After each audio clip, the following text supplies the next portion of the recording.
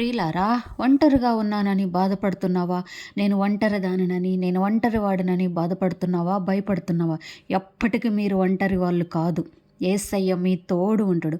ఒంటరితనం అలవాటు చేసుకోండి. జీవితంలో చాలా మంచిది.